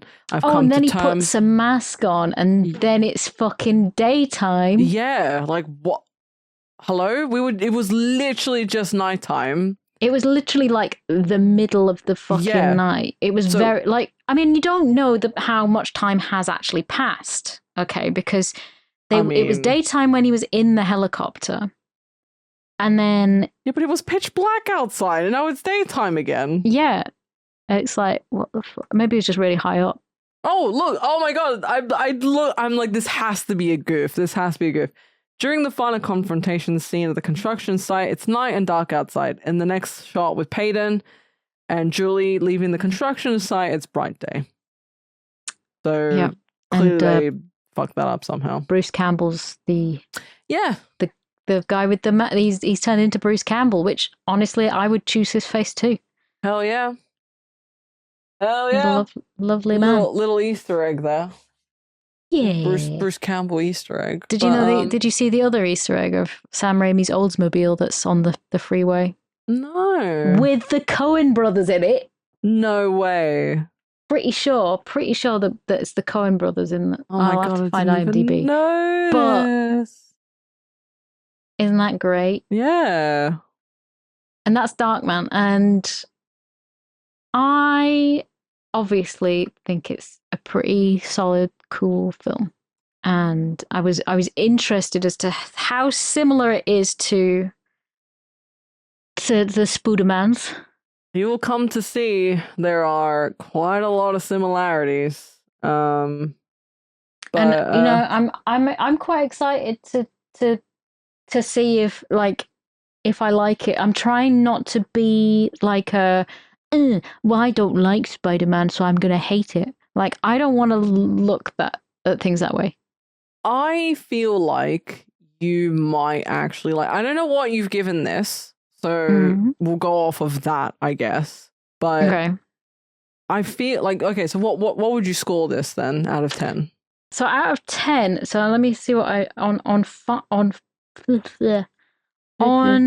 Letterboxd it's out of 5. So I gave it a 3.5 out of 5. So which is a 7. 7? Yeah. Yeah, but I'm gonna give it a 6 out of 10 just because I'm being awkward. That's fine. Yeah. I liked it. Yeah. Okay. Yeah. So if that's a 6, if you're saying that's a 6, then I feel like Spider-Man might slot into that same number, I think, for you. Yeah. Interesting. That's very good. I mean, I hope so, because like I said, there's a lot of similarities. There's a lot of like the same cinematography, a lot of similar music, tonal, like atmosphere. There's a lot of those kinds of elements from Darkman that you will see in Spider-Man, with a lot more slapstick, I think, in a way as well. Yeah. And that's the thing. I like to have a laugh with films a lot of the time. Like, yeah, I think, and obviously there's 3 of them. So there's I'm thinking of more of the content across all 3 of them. But yeah, the first one is what I'll put onto my list, and we'll see what happens. But oh my gosh, I'm very excited. I would give this. I think I'm kind of with you on this. I think it's like a 6. Yeah. I think that it's because it's a good story, like in the sense of like it's an interesting concept, especially, and it was well done, well acted out. Especially the for cinematography is 90s. Beautiful. Yeah. Because I don't know how much of these films would have been done at this point, right? Like these kinds of like anti-hero or hero films. Probably a fucking shit ton. This film aware. Doesn't get spoken about. Yeah. Really. Like when people think of superhero films or the start of superhero films, because what really kicked off these films, or at least like the Marvel that we know today, is Iron Man. Yeah, that's it. Feels like there was a definite change in, because I think the Iron Man, that was 2008, and that was like a soft relaunch or launch of the franchise, because before that there was the Hulk movies with like Eric Bana and Edward Norton. Yeah. And I think I think it was just because Disney took over a lot of stuff, and I think they dumbed it down for children in a lot of ways. I feel like they've like disintegrated. They've taken a lot of things. They've just kind of rehashing ideas over and over again, and it's like it's very tiring. It gets very tired. Yeah, no, I can see why you would feel that way, and I think a lot of people feel the way that you feel as well. There's a lot of rehashing. Disney have taken over a lot of things, you know, more prominently like Star Wars, you know, with the sequels, I think, like the one with Daisy Ridley and all them. Yeah, the sequels. Yeah, so don't disagree with you, really, because they do, I think especially the further along they go, and depending on who specifically the superhero is, you know, they get, it starts to get a little muddled. Like Spider-Man, the Tom Holland ones were owned by, and I think the Tobey Maguire ones as well. I think they were Sony. They weren't Disney. Or, no, actually, sorry. It was Columbia Pictures, I think. Oh, you know, it was Sony. Yeah, it was Sony. So up until, you know, the Tom Holland stuff, he was that IP was still owned by Sony, and I think they came to an agreement to get him into it. But yeah, I agree with you. There's a lot of things about a lot of the newer superhero stuff that feels just shit and not very authentic and plasticky. Yeah. I think talking about it means that I can't just tar every superhero film with the same brush because they're so varied over so much time. Yes. It's like even different. Even if I don't love them, I shouldn't hate on them. Well, but it's kind of like with like what we say with the Batman ones. There's so many of them, but you know, the one with Val Kilmer is different. The one with George Clooney is different. The ones that fucking Tim Burton directed, or the Joel Schumacher, like they're similar but different in a lot of ways, and they're very campy, right? Yeah, like super campy. But if you look at Christopher Nolan's Batman, completely different. like completely fucking different. And even like they had fucking goddamn Robert Pattinson as Batman as well. Yeah. So yeah, it depends on the director. Like obviously Sam Raimi is very stylistic, and it feels a little bit more comic booky in a lot of ways. Like an actual authentic comic book, right? Like when you what I'm saying won't make sense to you because Darkman isn't based on a comic book. No. And you don't, I assume you've never really read a comic book before. Or I've read not superhero comics. Yeah. But more like smut. Smut. Did you ever, this is probably a dumb question, but I assume you've never seen any of the X-Men movies. The one with like Hugh Jackman and Patrick Stewart and... No. Yeah, okay. This is a note for listeners. If you happen to find any Misty comics from the 1980s, I am interested in getting my hands on some of them because I am Misty. Just Google that. Misty comic, 1980. Misty. And I like it because Brenda's name used to be Misty as well. Oh, that's so cute. Yeah, so Misty is me, and I've only just found out about this. Why am I only just finding out about this now? Oh, this is very cool. Misty Annual 1980. Wow. So, yeah, send that shit my way.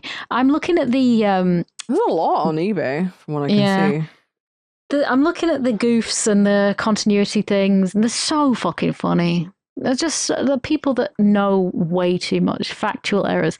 Throughout the movie, Darkman is able to talk as normal despite his lack of lips. You cannot pronounce BFMPV without lips. It's talk true. Talk to a ventriloquist, though. They find ways. They do find a way. Like, I know it sounds slightly different, but there are people that have lost their face. Now, this is something else, okay? Bone structure. dictates a lot about how your face looks, Mm-hmm. even with a big rubber mask on. Okay, well, people that have had face transplants, they don't look like the person whose face they done got. They don't look like that person. They look somewhere in between. Oh, the person. Wait, what? If right, there was a woman who got a face ripped off by a chimp, right? Oh my god! Please, the way you worded that. There was a woman who got a face ripped off by a chimp, and they gave her a new face. Sake, and Sophie. she doesn't look like the corpse's face. That doesn't look like the person. Oh my god! Your fucking line delivery, like the way you said that. Like, how can I not fucking laugh at that? There's a woman, right? She got her face ripped off by a chimp. Oh, please say it louder for your neighbours. They're gonna love you. They're gonna love you. Oh, that's crazy. Yeah. So, I like Westlake is viewing the synthetic skin cells with a light microscope. So when the power goes out in the lab, the cells would no longer have been visible. Even if the lab lights were off to begin with, the cells would have failed to remain stable due to the fact the microscope operates by the refraction of light through the sample. It's true. Oh, shit. And he wasn't even using the right type of microscope, you know? The security cameras do not record sound, only images. When the henchmen's find rivets, the rivets weren't being used to make connection between girders. Virtually all used bolts and nuts to make such connections. I love it. I fucking love it. I love the know-it-alls of these things. Yeah, I kind of like looking at the goofs. It's I love it. I think it depends on the film, but yeah, for this one, it's kind of funny. Like, well, when being punched and hanging onto the helicopter, Darkman makes grunts that suggest he's feeling the pain from the punches. Nuh-uh. Like, what? When you get winded, if you got slapped on the back, you know, you'd probably go, Yeah. But yeah, I thought this was very funny. You can see the shadow of the crane at some point. Crew equipment visible. This is G's favourite section. Oh! When Darkman runs up the stairs over the bridge on the roof, you see a few crew members on the roof. Oh my goodness. See, the fact that there is so much going on means that you don't really notice these things. I mean, yeah, it depends, like, where your eyes are, right? Like, where the focus is and what you choose to. If it's too much, that's when they have to, like, go, fuck, we really need to do this again, because, you know, when you're looking back, I guess, at the dailies, you're like, nah, mate. Nah, mate. No, mate. Any interesting triv? Well, it says that he paid homage to the Universal horror films of the 1930s, which I can definitely see there. I'm really liking the plot holes section as well. Westlake's ability to imitate voices makes no sense. Not so much that he doesn't have skin to be able to do it. It's just that he just can. He's just a really good impressionist. Oh, yeah. Yeah, there's plot holes, there's character errors, there's crew or equipment visible, there's audio-visual unsynchronization. The spinothalamic tract is stated to transmit pain and vibration. It actually transmits pain and temperature. Oh. I fucking love it. Get more know-it-alls tearing apart films. Hell yeah. Love that. Yeah, instead of the trivia, we should do the goofs. The goofs. I mean, section. I think it is really funny. Like, there's some good trivia. Probably. I haven't looked at it. I've been reading the goofs instead. Well, we said we would give each section a name, so this one would be Man Goofs. Man Goof. This is the Man Goof section. Dark Triv. Dark Triv, or the Man Goofs. Man Goofs. Okay. Well, Bruce Campbell, he wanted Bruce Campbell to play the lead role, but the producers were uncertain that Campbell could handle the part. I'm glad that they went with Liam Neeson, because it worked. Too, yeah. It was different. Yeah. You know? Like, yeah. Bruce Campbell could have definitely fucking done it. We know that now, but... There's a lot of times where somebody is cast to do a certain role and they are very everybody doubts them, right? And everyone's like, are you sure this is the right person for this? See Bryan Cranston for Breaking Bad, who was you know, he was a comedy actor. Yeah. Hugh Laurie, comedy actor, goes in for House. And American. Yeah. You know, like, what the fuck is going on there? But he pulls it off well. So the director thought he was genuinely an American man. I did. I thought that's when I was brilliant. a kid, because Hugh Laurie is very like British icon more so than anything, right? So as an Australian, I'm like, who the fuck? Like, I don't really have that much exposure to Hugh Laurie. So when I would watch House, I thought he was American. Same with Bridget Jones. Yeah. I thought she was fucking British. She's Texan. She does very well with it. Yeah. But yeah, that's Liam Neeson worked 18-hour days in 10-piece makeup, but he liked the challenge. Well, he also like pees his pants, remember? So remember that? No. Yes, you do, because you made an image of Liam Neeson peeing his pants. That was David Bowie, wasn't it? No, that was Liam Neeson. What did I do? When was that? Can you imagine someone tuning into this episode having no context of this? Yes. I can't remember what the film was, but you definitely somewhere have posted a picture of Liam Neeson pee pants. Pee pants. Pee in his pants. Well, what Liam Neeson have we watched? Like, what? I'm trying to figure it out, but I'm also Googling a picture of Liam Neeson peeing his pants. We come back to this again. I'm sure it was like David Bowie in Labyrinth pissing his pants. Okay, type in Liam in our DMs. There's a Reddit thread. What? I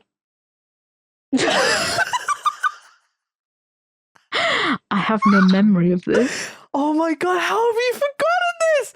You opened up Photoshop, and I'm pretty sure because you were trying to figure out if somebody like could just make it look like Liam Neeson pissed his pants. Why does Liam Neeson pee his pants so much? Yes. And I don't remember what film it was. I'm trying to not Stop or My Mom Will Shoot. It's not Junior. It's not Uninvited. Were we just randomly talking about Liam Neeson at some point? Because there's no other Liam Neeson film that I can think of that we've discussed. We just and I can guarantee you there's an image somewhere in our DMs or in one of the channels where you have made an image of Liam Neeson peeing his pants. Right, I'm 100% certain that it wasn't Liam Neeson. Okay, I'm fine. I'm gonna go. No, I mean I know that he pissed his pants, obviously. I don't remember doing that, but I guess so, right? You definitely did. Well, okay, listeners, you guys oh my god, know. we can't search for piss in the YOMP chat because it's just piss. It's just so many. Simon saying, "I'm gonna go outside and piss." Yeah, that's about right. I mean, well. There's something about David Bowie's huge bulge on Labyrinth. Yeah, no, we definitely talked about David Bowie's bulge, but the piss pants, because you were like, no, this can't be real. Somebody has definitely like just gone around to Liam Neeson's photos and like put piss marks on them. And then I showed you how easy it was to do that. I think to Photoshop piss. Yeah. Because I'm pretty sure this is a good tangent, isn't it? I can't fucking believe this. Oh my god. I cannot believe this. Anyway. Yeah, so that was Darkman. I wonder if it's in my photos somewhere. If you can find this, If I find it, then great. Oh, that'd be so fucking good, I'm going mate. to tell you now that I've probably gone, you know what, I don't need that picture anymore.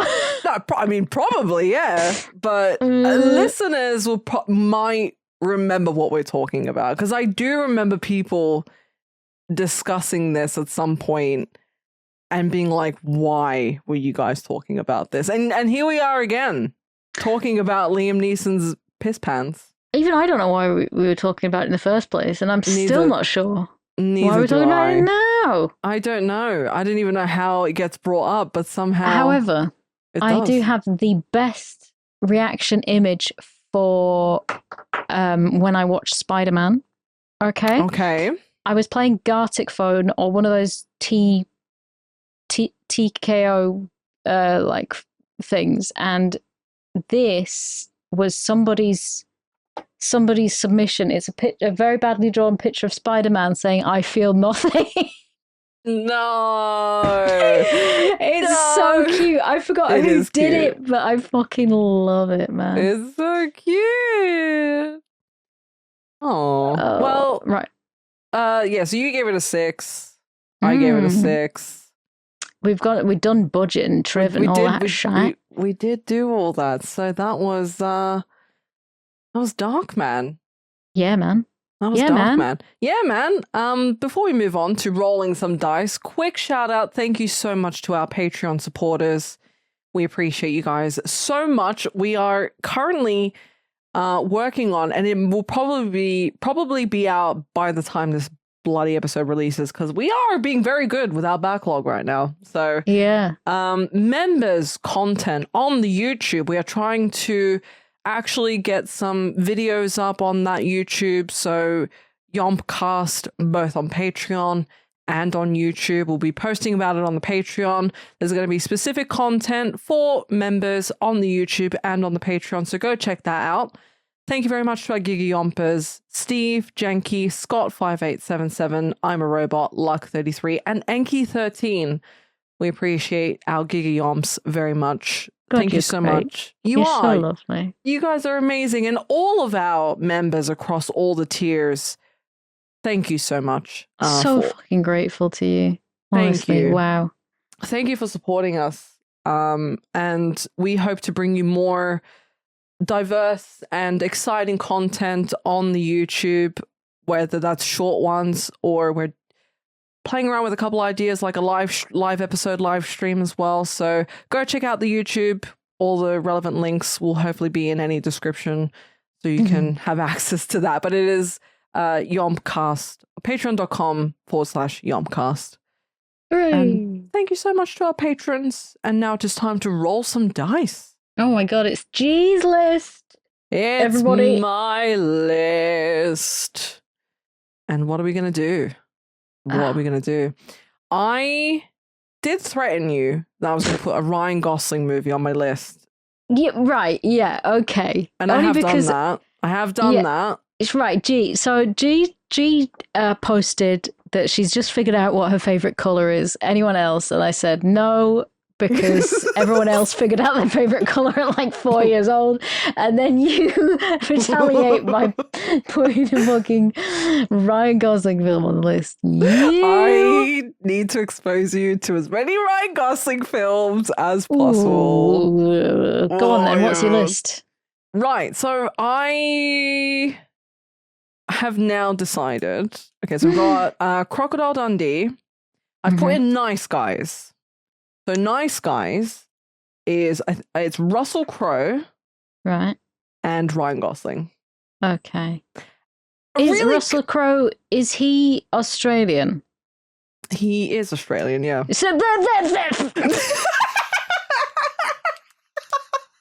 she just can't help herself. She can't fucking help herself, can she? She's so predictable. I haven't seen this film in a long time, okay? It's a good film.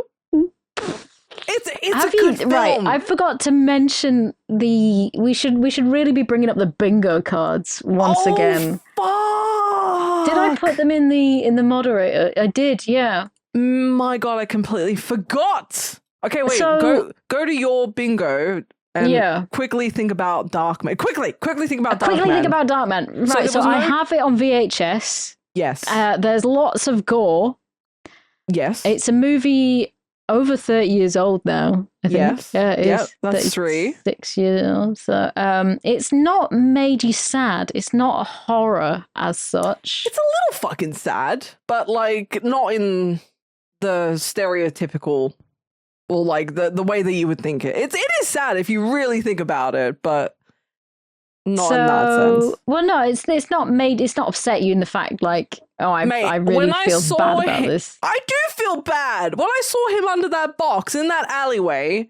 I was sad. Okay, I laughed, but I was sad. No, but it wasn't like it wasn't exactly a like gut Neil wrenching.